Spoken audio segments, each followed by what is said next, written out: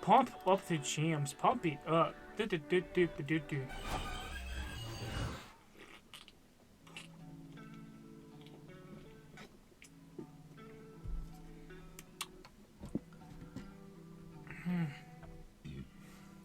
Pull up the guide. Monster.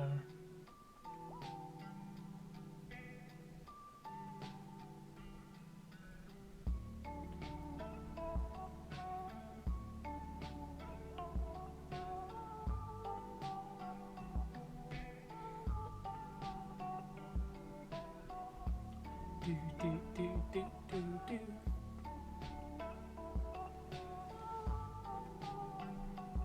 Okay. Guide is opened.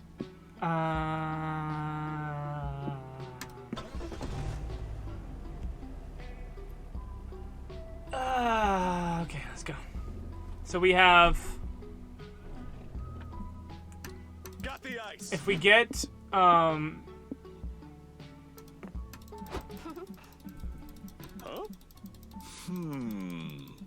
if we get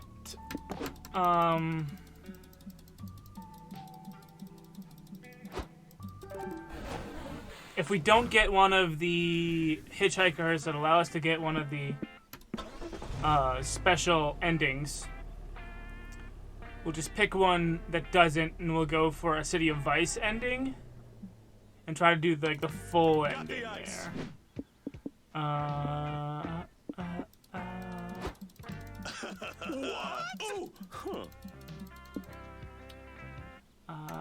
Forfeit a memory into the pump.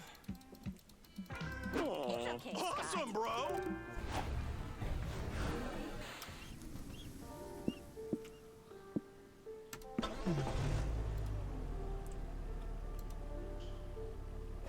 Just blasting through this first week because we really do need to just blast through this first week. Hey, It's a bear. go team.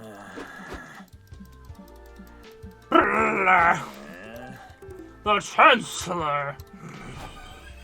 That was a funny plot. That was a pretty funny plot line. I think we've only done one of the wedding things. We did two. We went to the bar. We went to check out the. Free rice. Woo! We talked to the runaway bride, and we talked. Oh. Speak now and forever hold your peace. Interesting. You each have your own approach to sneaking into a wedding. Polly phases through the wall. You use your trusty plot armor to get into whatever sticky situation you want. Scott wears a lampshade and pretends to be furniture in the back of the room. You're pretty sure security just doesn't have the heart to throw him out. You watch the ceremony. It's normal and boring until the preacher says, if anyone objects to this union, speak now, forever hold your peace. Them's pranking words. I object. What? Why? Who even are you? Yep. I am Pippin.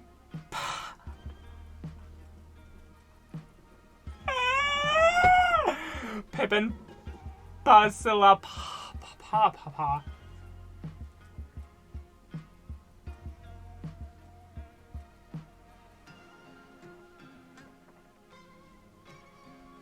Sorry, I gotta say goodnight to a friend. Yump.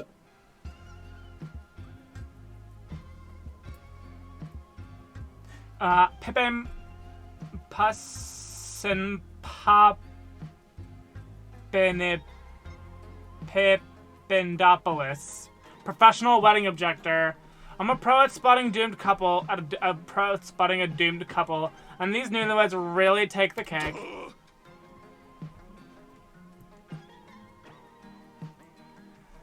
I object to I am a lamp, and I don't think it's fair that furniture can't legally marry. I'm gonna keep objecting until objecting until injustice is fixed.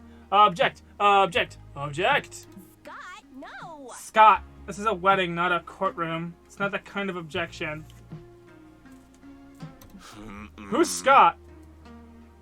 I'm not gonna stop objecting until a household object's love is recognized in the court of law. Object. Oh no, he's too into character. Glitch, can you distract everyone with an objection while I snap him out of it? The pressure's on now. Why do you object to this union? How far are you willing to go for this prank? Marriage is a scam. You know what isn't a scam? Investing in your 401k at an early age. Open bar has been out of limes for like an hour. Can we continue the ceremony? Well, we can continue the ceremony when this pressing problem is resolved. Beware, that is not your fiancé. This is Evil Twin. His sudden goatee isn't a bold fashion statement, but an undeniable proof of evil. You really think I'm evil just because I grew a goatee? The groom says, I just thought it looked nice. Goatees are due for a comeback, you know? Fair enough. But what about your sinister eye patch? Does that mean you're evil? Wow, so everyone who wears an eye patch is evil, has to be evil. Do you realize how fucked up you sound? It's true that the evidence is circumstantial, says the best man. But it's worth noting that the groom's parents did have twin boys, Richard and Evil Richard. Wow, really? That's pretty indicting. That's pretty indicting, then. Are you really Evil Richard? Fine, you caught me, the groom says. But maybe if my parents hadn't named me Evil Richard, I wouldn't have felt the need to be evil. Nature versus nurture, people. Wait, you're really an evil twin? The other groom asks. That's so crazy. I'm an evil twin too. I stabbed my twin brother to come here planning to disrupt the whole ceremony, but I guess I don't have to do that anymore. Really? Small world, Evil Richard laughs. I smothered Richard with a pillow to be here. I guess great evil minds think alike, my dear. Aw, love wins! The best man frowns. Should someone call the police, or... Shh! Don't spoil this tender moment! Your dumb prank ended... The last three syllables became too hype. And even one mind for cracking the case of the Secret Evil Twins. Secret Evil Twins! Alright. Who's at the bus stop? Later that night, at the bus stop. It's Calculaster and Miranda. Mer Kingdom Feast we already did. Hitchhiker Guide. Calculaster. Okay, so we're gonna go to the City of Vice with Calculaster then. Invite Calculaster to join your road trip. Oh, holy circuitry. I have never been a hitchhiker before. What are the protocols? Am I optimizing it correctly?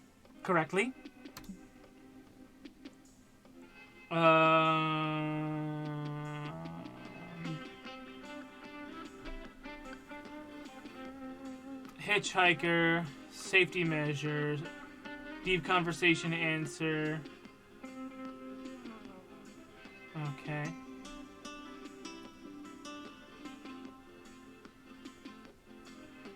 Alright. I suppose I will have to say as they say, learn on the go. Heck yeah. So we're gonna go to the City of Vice. Because City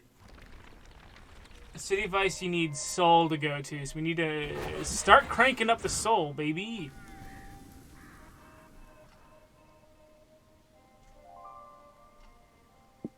We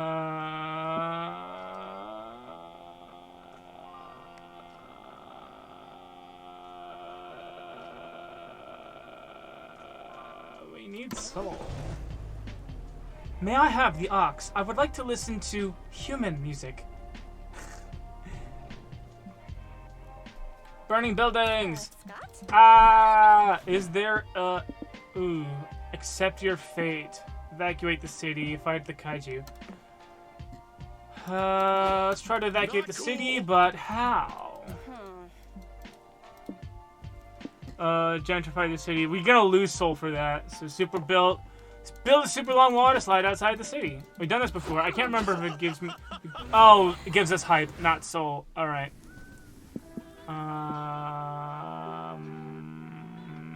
There's a distinct lack of soul options here. Oh no.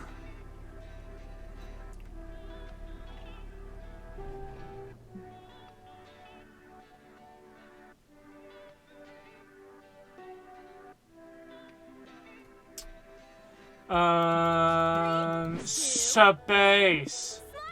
Go to the communications room. Dress up as an astronaut. That's guaranteed to lose, so watch the rocket launch. You sneak past security, open a bag of astronaut food, and settle in to watch the show. Bro. This is so cool. I can't believe we're going to watch a real rocket launch. We sure are, Scotty. And you know what every rocket launch needs, right?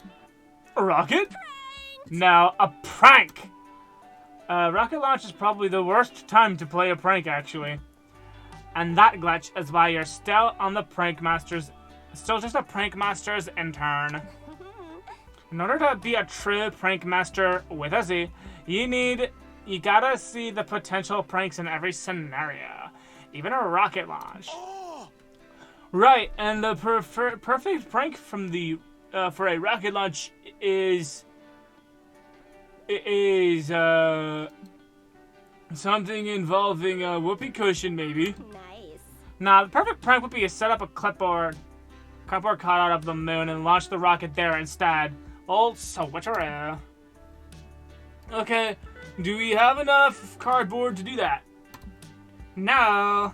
Sadly, we used it all to make a cardboard skyline in Detroit for our Liam thinks we're going to Detroit prank. Totally worth it, though. Then, what do we do? Make our intern think of a prank, obviously. What should we do, Glitch? Replace the rocket's fuel with sugar. What a sweet idea. Replace the oxygen with helium. Helium? More like, hell yeah. Replace the astronauts with corgis. It's a core genius plan. I love that, actually. Dogs in Space! That's like a Netflix show. If you haven't watched Dogs in Space, I'll recommend. It's adorable. Garbage is an adorable good boy. Probably one of the goodest boys in all of fiction. He just doesn't, do the right thing sometimes. It's been a long time since I've had a cold monster. Like an actually cold monster. I think I appreciate it. Days later, the rocket touches down on an alien planet far away. The aliens watch as 200 corgis exit the rocket wearing four-legged astronaut suits. How do we address the alien situation? The planet's emperor asked the advisor meeting. Have the invaders explained why they're here? They're here to declare war, says one ambassador. We must slaughter the furry bastards. They keep chewing up furniture, digging up our buried dead, and urinating everywhere to claim it as their territory. Act soon, Emperor, or we'll become their slaves. That's not a war declaration, says another ambassador. They're just cultural norms that on the alien's home planet. These invaders know only love, friendship, and head pats. They're here to usher us into an era of peace. Well, give them whatever they want, says the Emperor. I'm falling in love with their cute faces and little legs. If only we knew their demands. Just then, the meeting doors open, and Fluffbutt, the invader's ambassador, cue the choir of "Aww" from the aliens. Fluffbutt jumps up on the Emperor's laps and let him pet his belly. The Emperor notices a note tied around his neck and reads it. It says, "Dear aliens, you're welcome for the dogs. And please wire $1 million alien dollars to our shared prank fund in thanks. We also accept super juicy alien secrets. We won't tell anyone, promise. XOXO Prank Masters with a Z." Polly, listen. Polly, listen. Oh, we got money? Please tell me we didn't lose. Dang it, we lost soul. We need our soul to go up in the caves. In the caves. Shiny ore.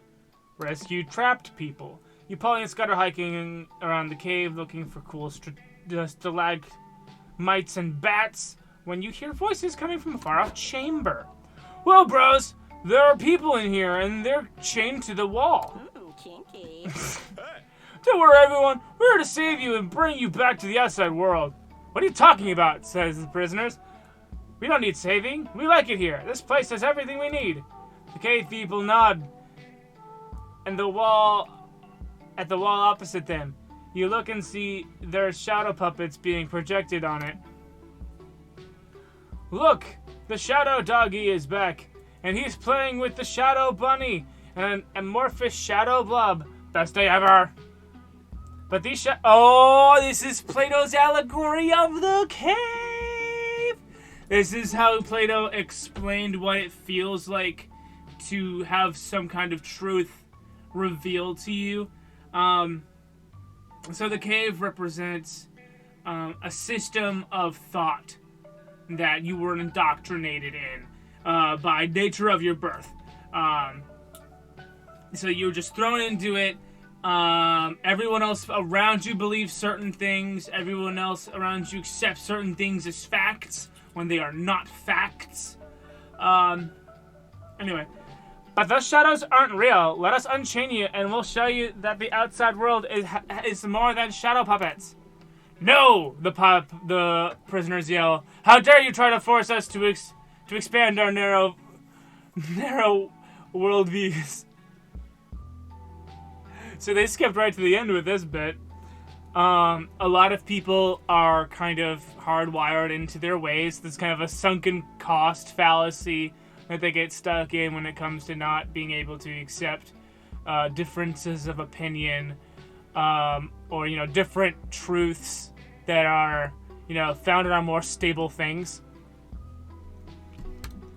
"The shadows are all we've ever known. Why would we abandon them when we've already happy and complacent here?" Keyword is complacent. "Because learning the truth is worth overcoming your fears of the unknown, damn it." Glitch, how do we talk these people into learning? "Build a bulletproof, irrefutable case to convince them the outside world is full of much cooler shadows."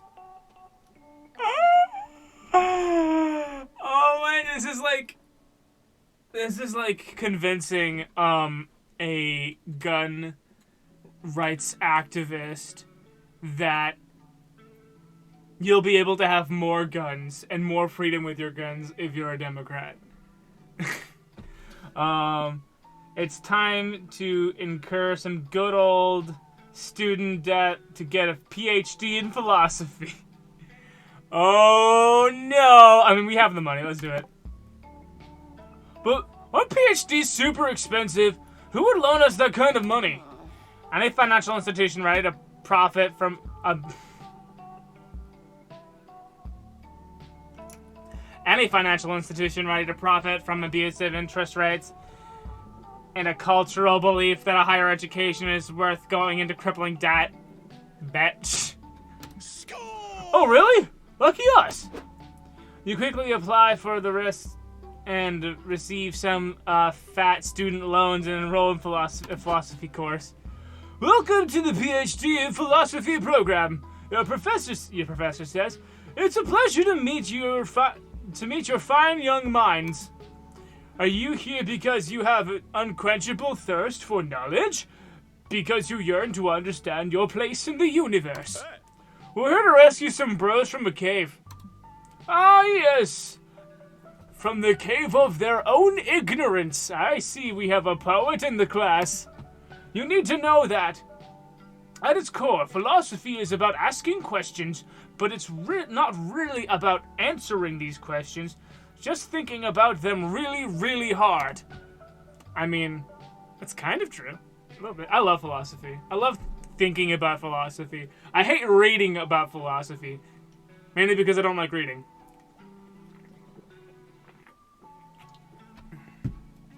Really? Why? That's a great question. You're clearly already a philosopher at heart. Here, have your PhD. Can I have a tip? Another great question. Here, take one. Oh my god, I wish it was that easy. I would love to be a philosophy student. Thanks. We go back to the cave to the prisoners and present philosophy-fueled argument for leaving. So, we know you probably want to know why you should leave the cave. But we just learned that philosophy is about asking questions, not answering them, so I ask you, why not leave the cave? Yeah, guess we can't really argue with that, the prisoners say. We'll come with you. Woohoo!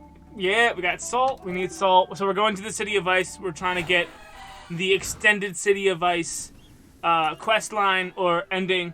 So what we're gonna need to do is we're gonna need to bump our soul up a lot in order to get the road interactions.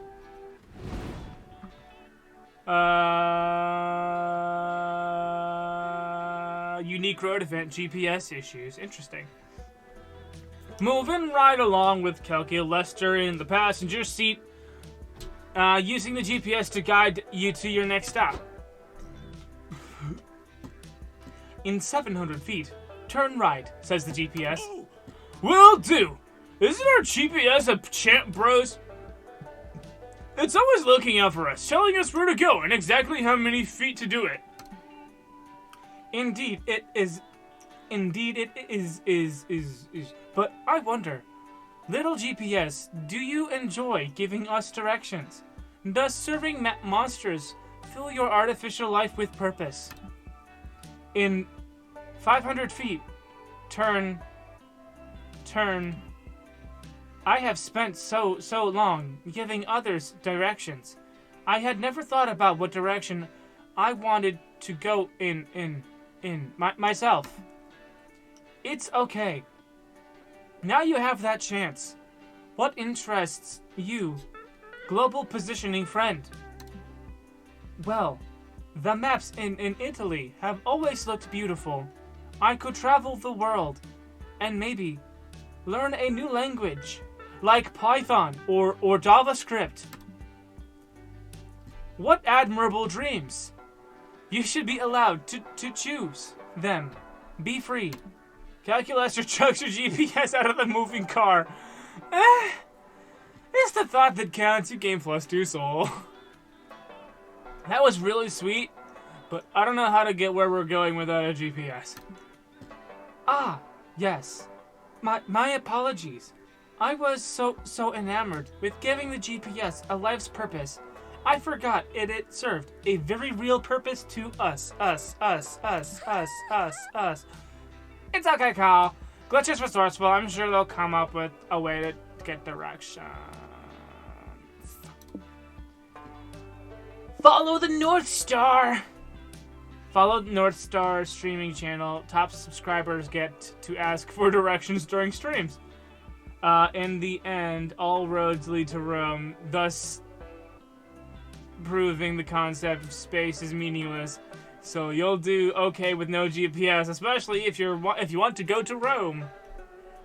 All roads lead to Rome. We have enough mind. Let's do this one. We're gonna gain 2 soul either way, according to the guide. What? That does not make sense. We aren't going to Rome. We're going to secret government lab. I'm just saying, Cal. Don't take everything so literally. Wow, I just picked up your stutter. I am physically incapable of taking anything other than literally. Then try thinking of it like this. What goes around eventually comes around to wherever it's going. What goes around eventually comes around to wherever it's going. Yeah. Or it ain't about the fact. It ain't about how fast we get there, and it ain't about what's waiting on the other side. It's the climb. Me. Ooh, I got one. We'll burn that bridge before we count our chickens when they hatch. My CPU is reaching its nonsense capacity. I fear. I may overheat. Well, Cal, when something doesn't make sense, remember what they say. A wizard did it.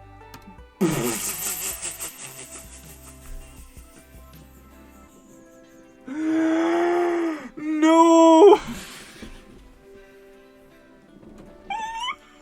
I can't remember what that's a reference from. I just remember it being very funny. What is that a reference from? Oh my god. It's a catch-all answer for some fictional universe. God, I love this game. Oh.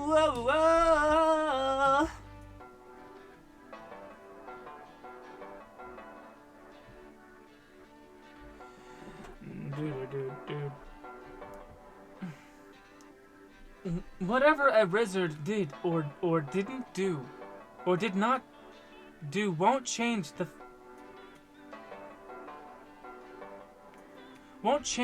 that we're lost and may arrive at secret government lab late. But a wizard is never late, nor is he early. He arrives precisely when he means to. I know that is a quote from Lord of the Rings. Alas, I do not get it, but I suppose I must accept that this is our life now. Onward to Rome or something. Or, hear me out. We lost mine. Are you a government conspiracy theorist? They're about to be by the power of science. Scientific test gone horribly wrong. Check out the weird cloudy tank. We've done this one a couple of times. Scientific test gone horribly wrong. You explore the lab. The whiteboards, the notebooks are filled with theorems, field notes, and diagrams from the Kama Sutra. Weird. Polly, listen. Polly, check out this notebook I found. It's covered in a weird metallic flavored ketchup. The sexiness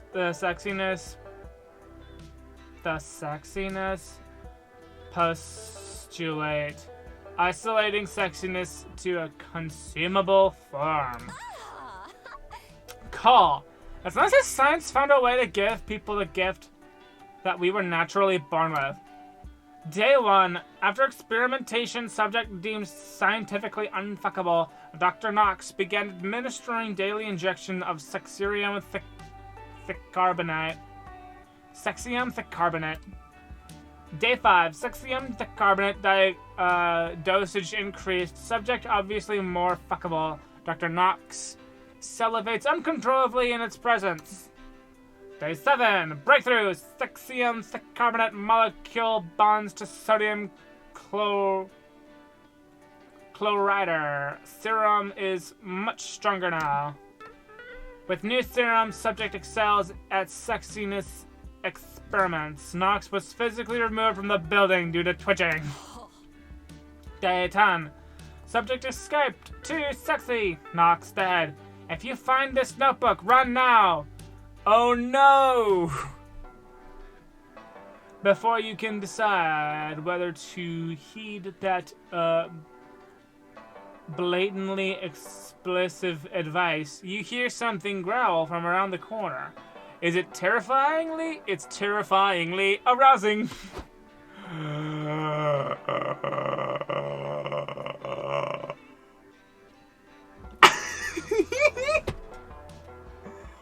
Look at you! It's a freaking sexy V xenomorph!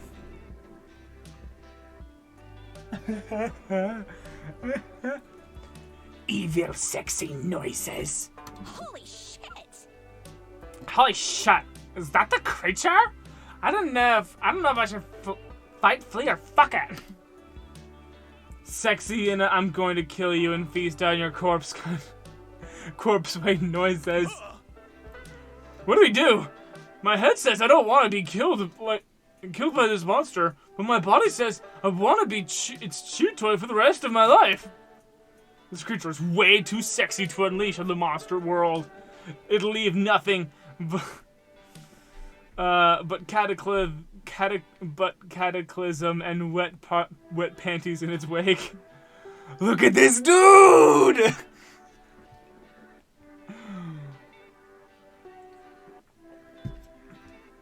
You need to overcome your libido and defeat it before it seduces you all to death. Summon the natural adversary of hot buff creature. The creature that is a creature with a hot dad bod. Who's it gonna be though? Wait, hold on. Challenge beauty standards and defeat and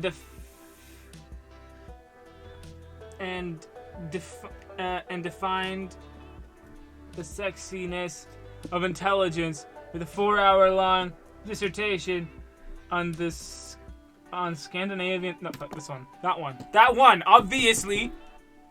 Okay. We had enough magic. We're good. By brewing a potion of light beer, steak sauce, and -2 magic, you summon the ultimate dad bod predator.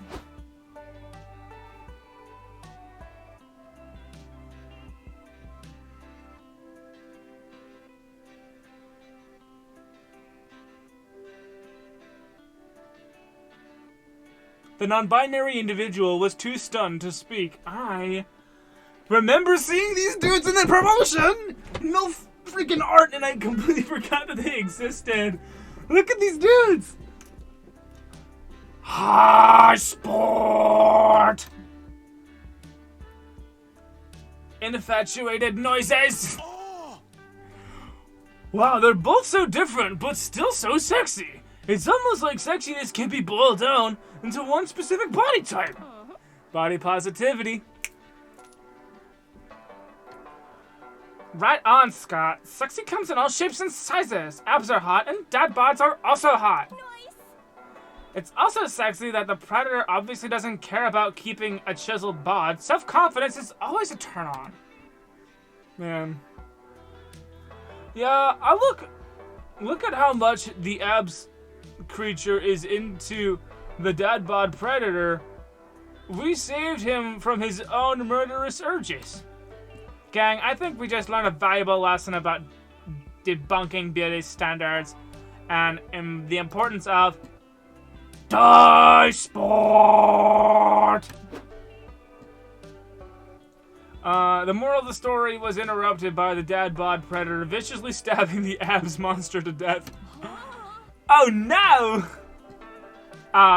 Well, I guess that works too. Fuck it, you're counting as a win. +2 soul, baby! We lost a little magic so we can summon the dad bod creature. We get to have a chat with Calculaster. Gonna get a romantic ending with Calculaster. Let's talk about if he has any new goals, his dreams and fears. I do not have dreams, friend glitch. I do sometimes enter sleep mode, but it is not literally what organic beings understand as sleeping. Therefore, I do not dream.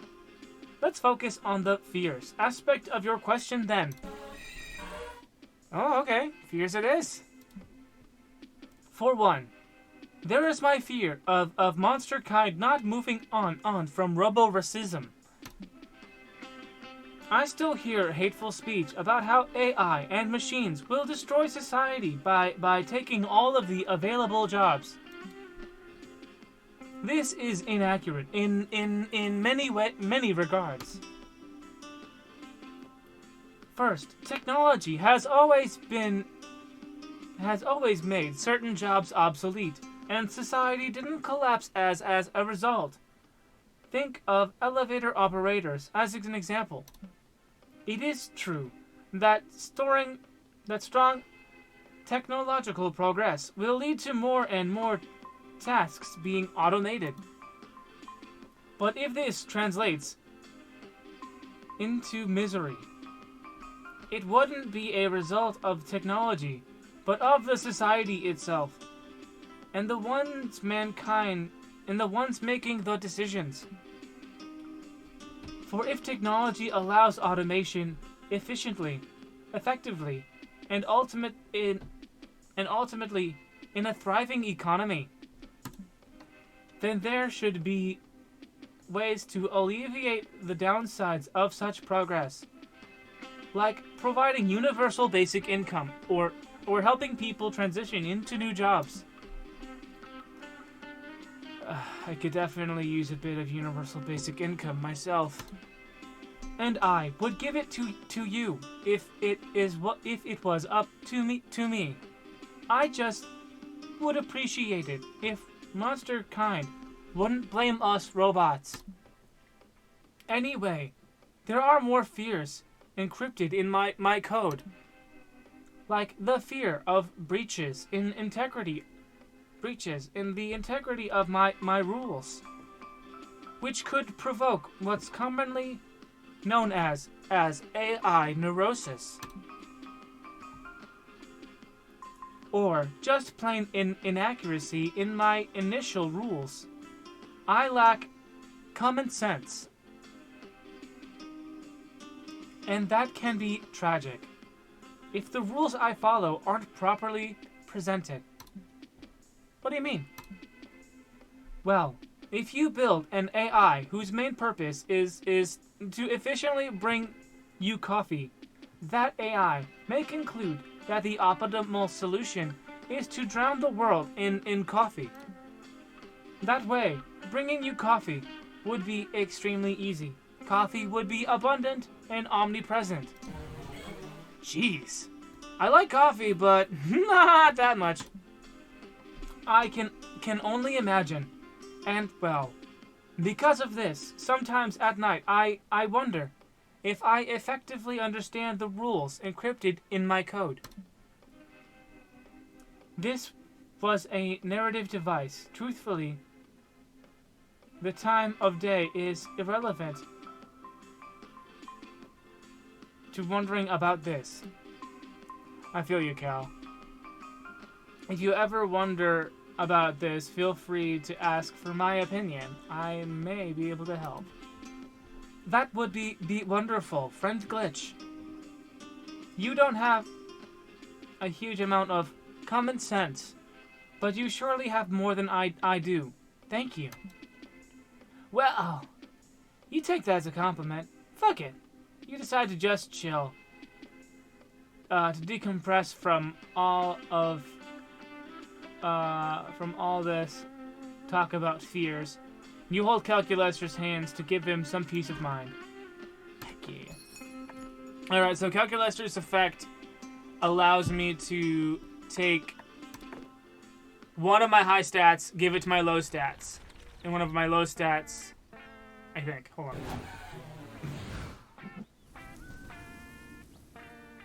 Gain one of your lowest stats and lose one of your highest stats. Yeah. Still needs soul. Bye, bye, bye, bye, bye, bye, bye. Ah.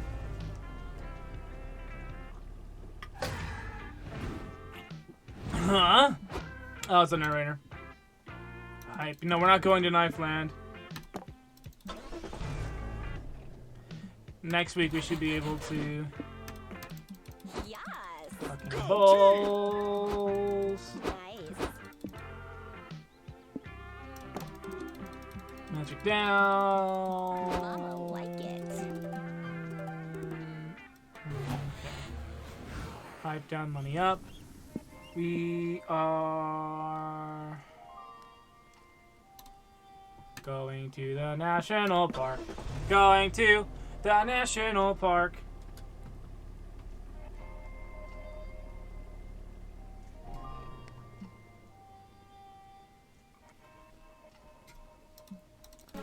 At the national park, we're looking for cryptids. We're gonna pick mushrooms.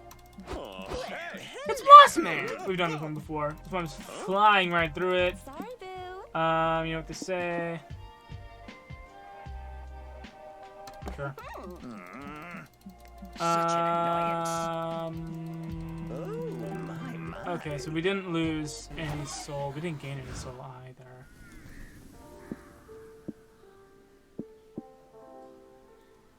Fucking metal. Lost a little mind. I don't want to go there because Damien's voice always, like, fucks me up. Hold on, I need to spank a hoe. Spank. Go.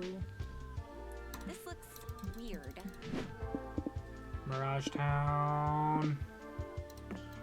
Mirage Polly, Town.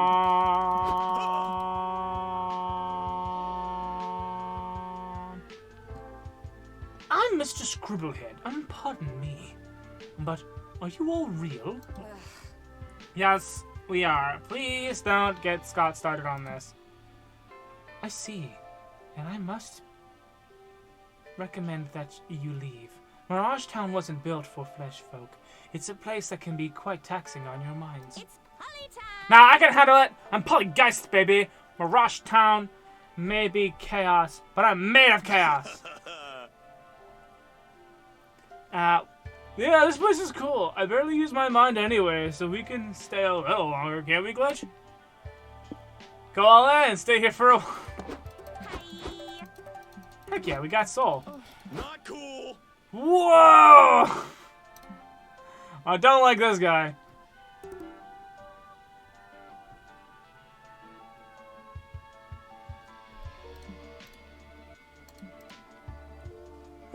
What a big day! Today is the day I finally get sent back to rehab.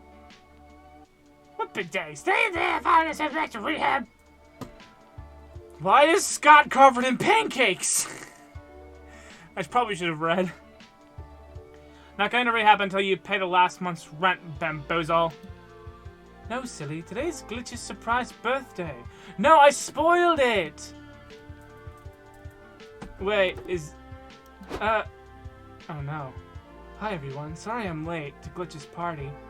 Those darn bee monsoons are causing traffic like always. Glad you could make it, Bike Boy. Who's your friend here? I don't know.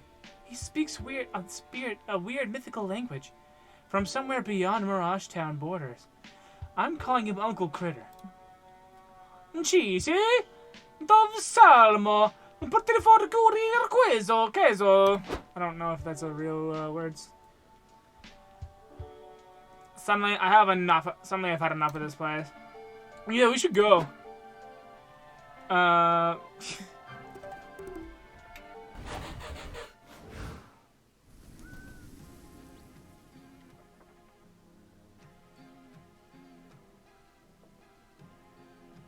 Sorry.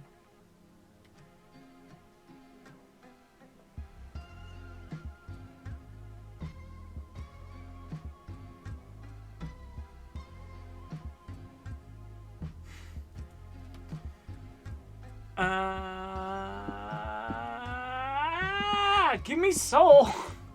The battle royale.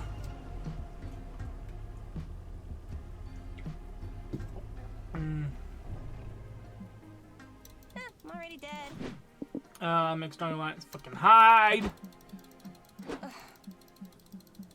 And we're hiding.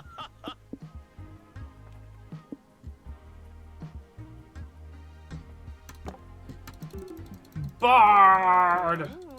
Yes, Soul. we did it again. Mine. Alright. Okay. Let's have a deep conversation with Calculaster, baby. A deep-ass conversation with Calculaster. His struggles! My struggles, you say? What a deep, intense question, friend Glitch. Oh, I'm sorry if I overstepped. Not at all. I was just assessing the nature of the vibe of your question. If it helps me moderate my answer accordingly. Okay. I'd say one of my biggest struggles right now is processing. One result found. Fatherhood. Fatherhood? Yes. I recently decided to program a true artificial intelligence as a means to better understand life. Yep, this is the technological singularity, ladies and gentlemen. This is the singularity, ladies and gentlemen. This AI is about to program a better AI, baby. I prefer to frame the endeavor as fatherhood, since it helps me to. There was a whole lot of secret endings you could get with Calculaster and Monster Camp, based on the different answers you chose. There was I think 9, maybe 16 different robot children that you could help Calculaster build. It took a long time to unlock them all. I do prefer to frame the endeavor as fatherhood, since it helps me to equate my actions to organic experience through metaphor. Okay. That makes much more sense. How's it going, though?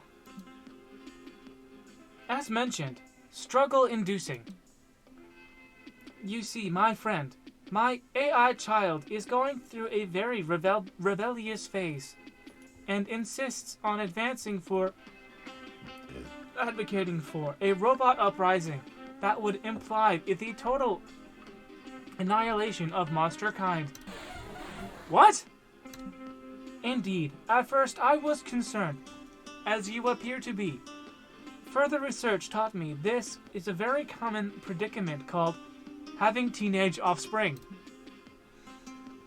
It is known for its high rate of rebellion and angst. Teenagers tend to be moody and even wish for the end of monster kind. They sometimes listen to music that matches their destructive tendencies. I would love to solve this situation in a way that is respectful of my AI child's free will. For that is the whole point of building true AI. Yet, I must be able to be respectful of monster kind's integrity, since I sense that enabling my AI child to destroy monster kind would be not cool. Can you help me, friend Glitch? But please note that if your advice turns out to be suboptimal, I will choose to leave in order to shield myself from bad ideas. Channel the AI's angst into a passion. Introduce it to an artistic hobby that's quite trendy now. AI-generated art! Ew! Program a new law of robotics into the AI's code. A robot may not dislike their robot parent figure. No, that is so abusive! Enforce some ironic punishment. Force the AI to murder 20 monsters so it realizes its bad habit and it is not cool. That's the carton of cigarettes. Processing. Angst can effectively be channeled into artistic expression. We could generate beautiful, moody AI arts together. Yeah, and you could bond over that. Father figure / AI child quality time. And that would be what you call lovely. And from a practical viewpoint, it would be optimal for making art, because my AI child's new favorite hobby be optimal for making art. Becomes my AI child's new favorite hobby, replacing murdering monster kind. Yeah, not the most edifying hobby out there. A quick search shows me AI art is indeed a very trendy hobby these days. Devs note, is this still a hot topic? Hi from people in the future. Hi people in the future. It's kind of died down a little bit. It's just kind of in the background now as a thing that happens. But according to these results, it is slightly controversial. Is controversial good? The issue isn't that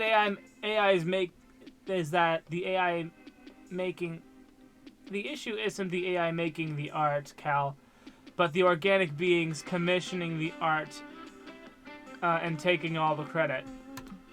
Gasp! Taking credit for someone's art is not okay, right? Well, friend Glitch, I do hope that eventually AI artists and organic artists can coexist peacefully. Especially because I want to take your good advice and suggest my AI child explore an AI art path. Really? Affirmative. It would actually have a very it was actually a very sensible piece of advice. Giving sensible advice is a desired trait for a parental figure. Maybe that role you would like to fulfill.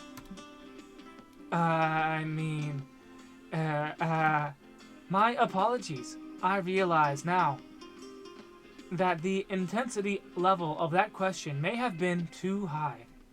Sometimes it is hard for me to realize these things. Nah, it's okay. It's okay. Yeah. Maybe we could meet up one day so that you can meet my AI child. That'd be nice. You and Cal spend the rest of the night looking at pics of his AI child. Wholesome quality time. Yes, Calculester is more than a friend. He's my best friend. He's my road buddy. Alright, we need more soul. Give me more soul, baby. Give me more soul. Look, that is my favorite cactus. You say that about every cactus.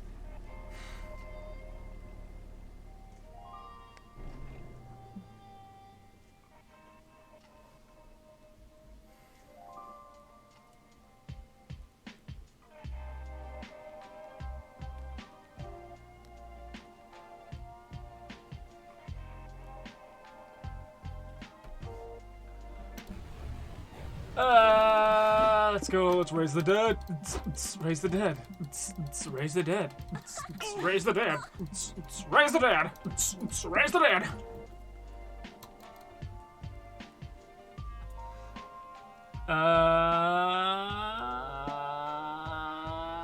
Taxi license. Brains. Taxi zombie lunch rush.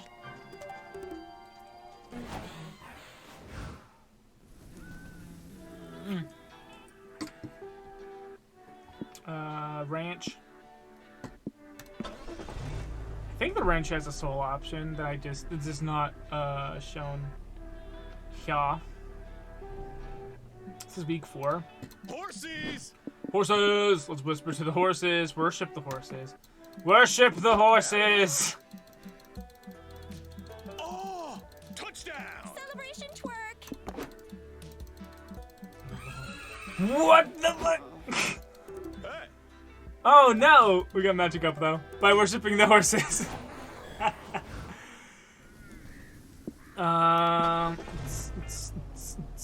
It's a rave in the desert. It's a desert rave. It's a rave in the desert. It's a desert rave. Party time. Yes.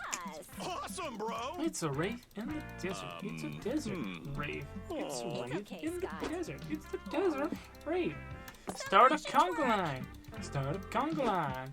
Start a conga line. We lost some stamina, but that's just fine.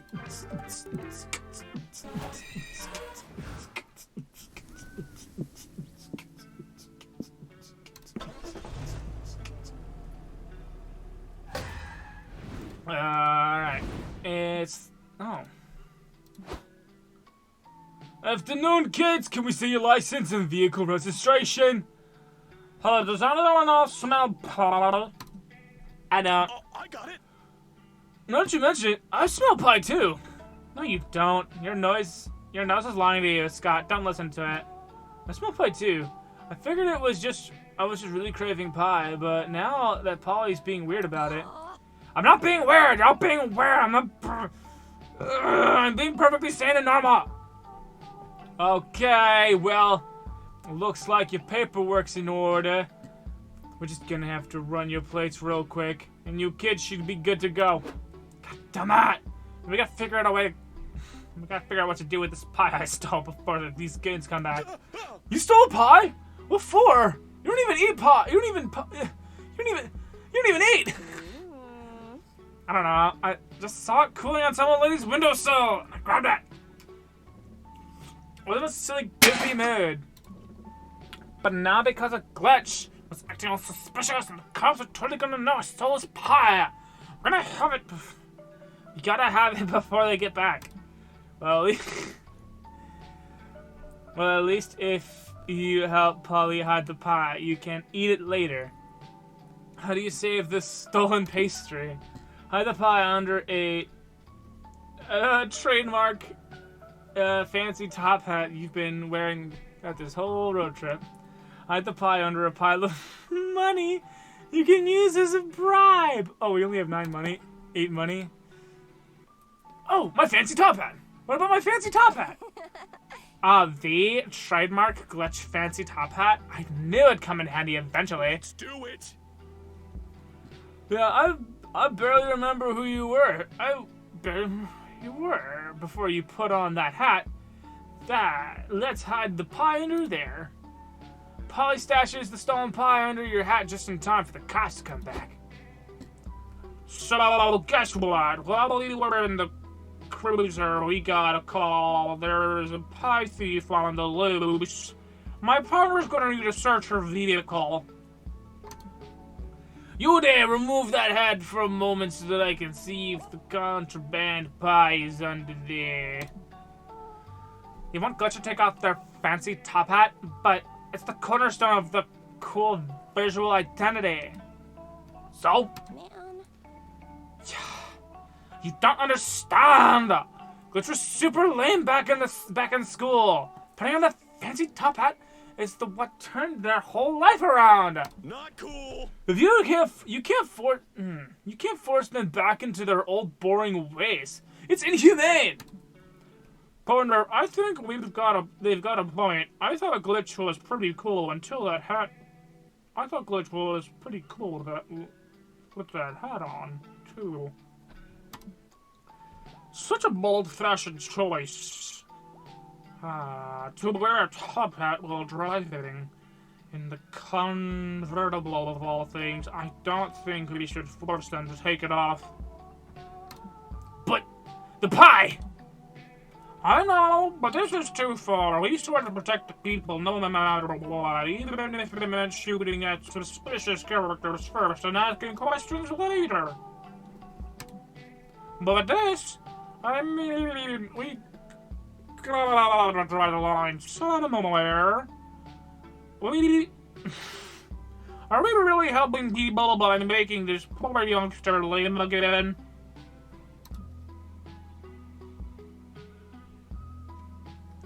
You're right. Sorry, partner. I've been a cop for so long, I guess I lost some perspective. Well, it's okay, pal. Sorry to bother you, kids. Drive safe and stay fancy. You have no regulation. Yeah, heck yeah. Say cheers. Potato, benefit from the potato. Let's do it. We're gonna benefit from the potato. Oh, Potato. Potatoes, potatoes. We lost soul. Oh no! We need soul.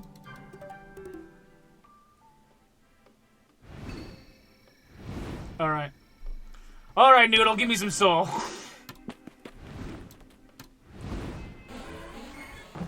You mortals love material things, don't you? We're going to give up some magic. We're going to get some soul, baby. Give me some soul. Slap me up with some soul, sweetheart. I own 17 socks. Oh, 17 socks. Alright. Now, we need to get to Soul Destination, City of Vice. Storyline layer, bending the law. Tubular Eddie. He says no to gambling. We have 18 soul, which should trigger a soul ending. Show me soul. Oh yeah. So we need to just keep running through these things. Pull a prank. Admire the whole. Profit. Material goods. Pull a prank. Hello. I love this prank. This is a good prank. If you whisper your secrets into the hole, it'll tell you things. We get some free stamina out of this. And we lost some soul. No, I forgot we lose soul there. That's Mind. Doom's Diner. Midwest Tavern. Oh, that's what that is. I forgot what that was.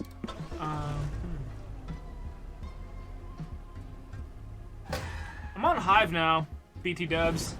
Same username. And you hear an inexplicable guitar riff. It's freaking Tubular Eddie. Hey kids. Sorry. Sonic the Hedgehog. I'm Sonic the Hedgehog. Sonic. I'm Sonic the Hedgehog. There we go.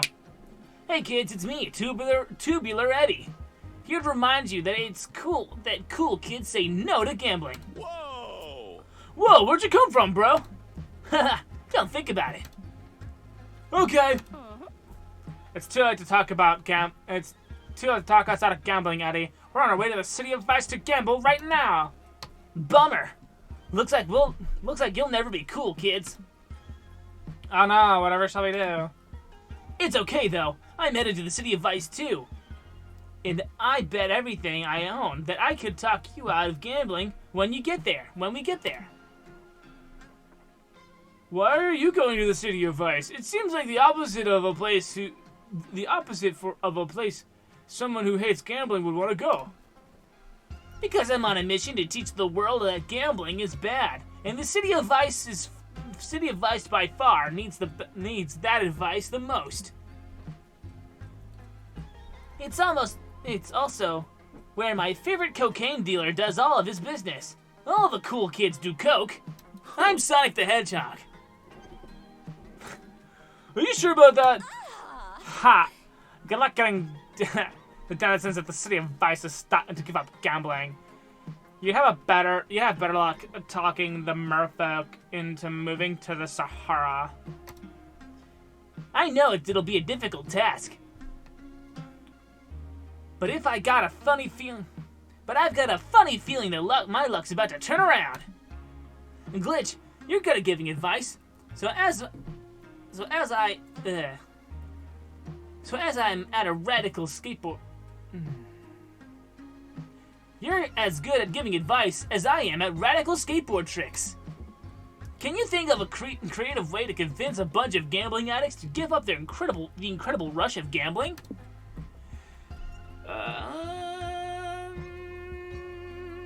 Let's see. I have less mind than I do hype, so let's do the minus hype ending. Give them a baby to raise. Collectively, the power of responsible parenting will push them into the right direction. Great idea!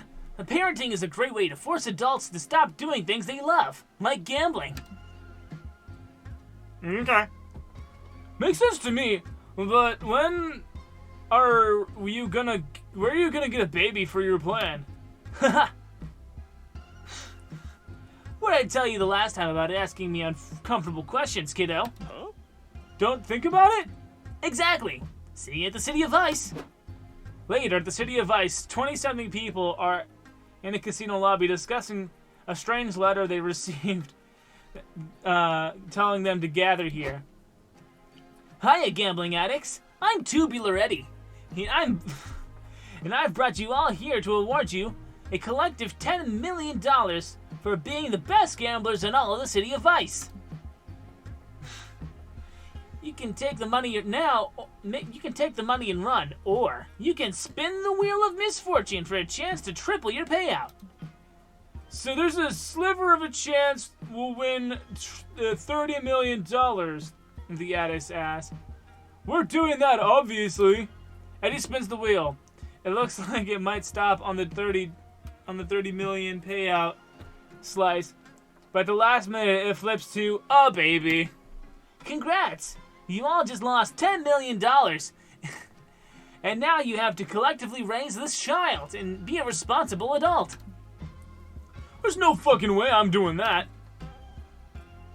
Bet you can't. You bet? You're on! The addicts throw themselves into raising the child. They're so busy parenting that they don't have time to go to casinos, and they become much healthier for it. The joys of parenting also bring the former addicts together. They fall deeply mutually in love and also have group sex now. Hell yeah. We lost height, but we gained soul. That's good. Welcome to Doom's Diner. Everything is cursed. Let's look for a booth. We'll gain mind. We'll order something. Gain stamina. Use the jukebox and gain hype. You all enter the diner and approach the jukebox to play some tunes. But before you can pick a song, an eerie waiter shows up to your good time. I wouldn't touch that if I were you. What?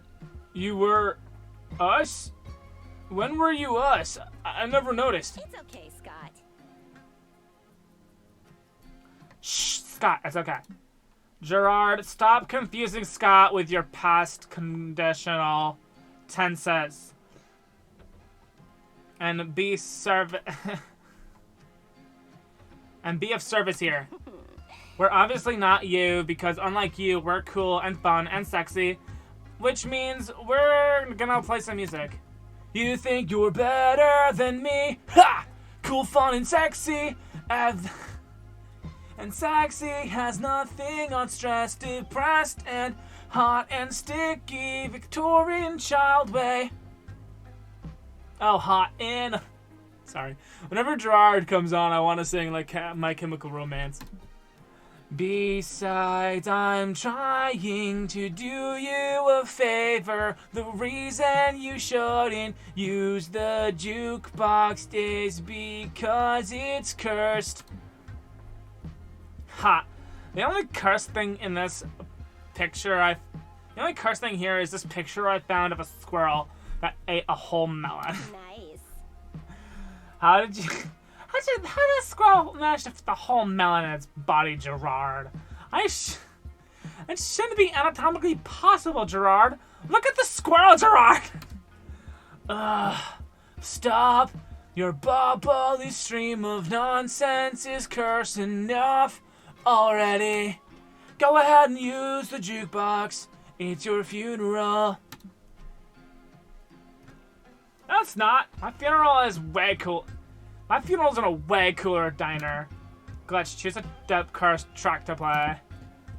Go full DDR and do Valkyrie Dimension. Oh shoot! I clicked it. I wanted to read both of them before I clicked it, but I didn't.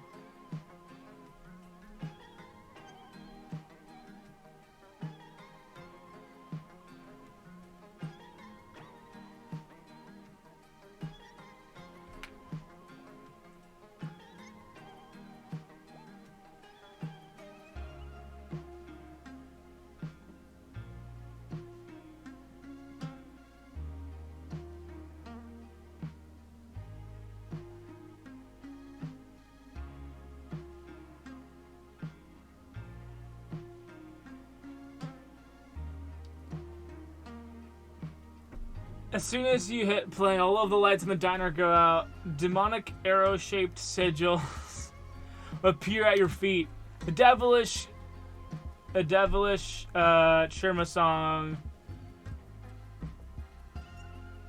begins, and you dance faster than ever before. Your feet are a fiend-sized blur. What a tragic affair. This song has two of the hardest DDR tracks ever created, magically stitched together by sinister necro dancer.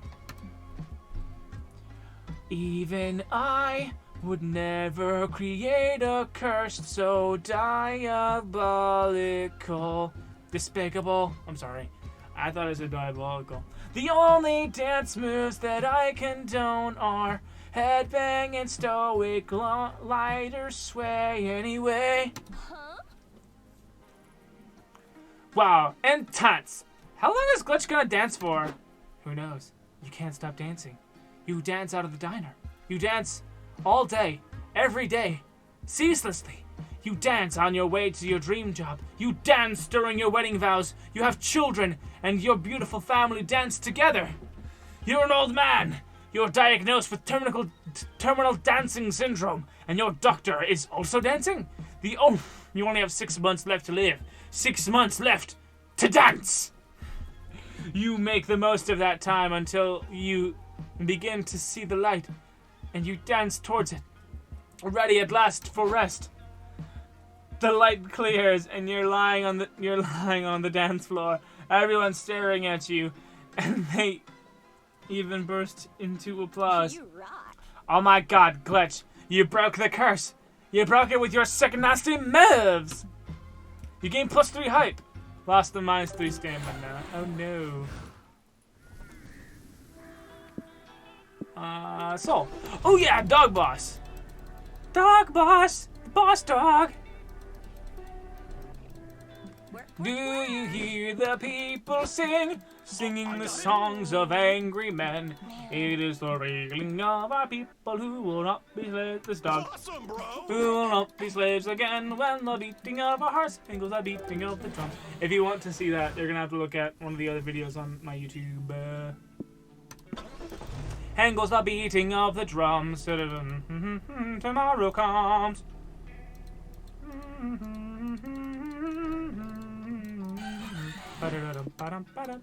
Volunteer with rescued animals. Sexual tension between these two. Old fucking cat. Let's give the cat and right. Let's give this cat a Ferrari, baby. Let's go. Do it. Nice. Ow. I'm gonna gain soul and lose money. Oh, we have 3 money? Ah, dude. Alright. See if we can't gain a little money, if not some soul here. Welcome I'm to Myrtle Noodle Shop, Baba. Swap. Noodle swap shop. Anyway, here's Wonderwall. Horsepower. Come up! Really? Your kidneys belong to me 25 now? soul? Is that enough? That's enough. City of Eyes! No! We made it too fast!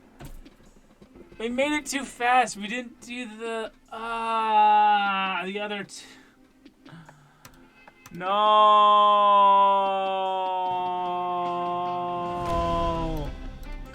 Every time. We got the romantic calculus ending, I guess. There's not enough time to do another one. Yeah. We partied really hardy. Oh, that wasn't all. Getting to the City of Vice is cool, but spending quality time in the car with Cal is even cooler. Lately, you've been building a lot of trust, and tonight, you're being so intimate that at one point, the conversation follows suit.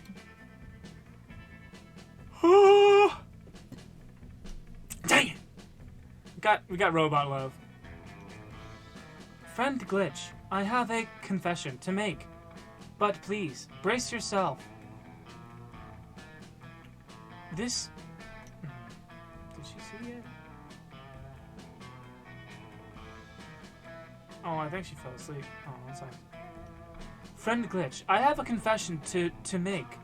But please, brace yourself. This revelation may shock you.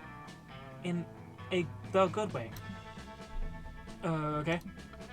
I've been studying the internet, and I can safely say that I can now sex very good. What? Yes, the sex. Have you heard of it? The funny business, you may call it. The bedroom rodeo. The matrimonial polka. Or bow chicka bow wow. I know what sex is, Cal. Wonderful. That saves me from a long, awkward conversation. The thing is, I've diagnosed an increase of intimacy and sexual tension between us two. I mean, you're not wrong. I rarely am. I wanted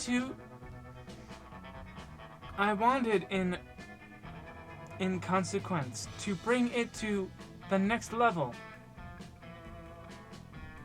I found one way to do that by doing the sex. As a result, I've been doing lots of research on the internet, and now I am 98.6% certain that I can sex you extremely well. Interesting. How so? Well, the sex is all about rhythm. One of the most basic tricks is following the beat of a song. I've compiled a playlist of a diverse array of songs for your choose preferred thrust tempo. From I like to move it to Patchbell's Canon in D minor. D minor.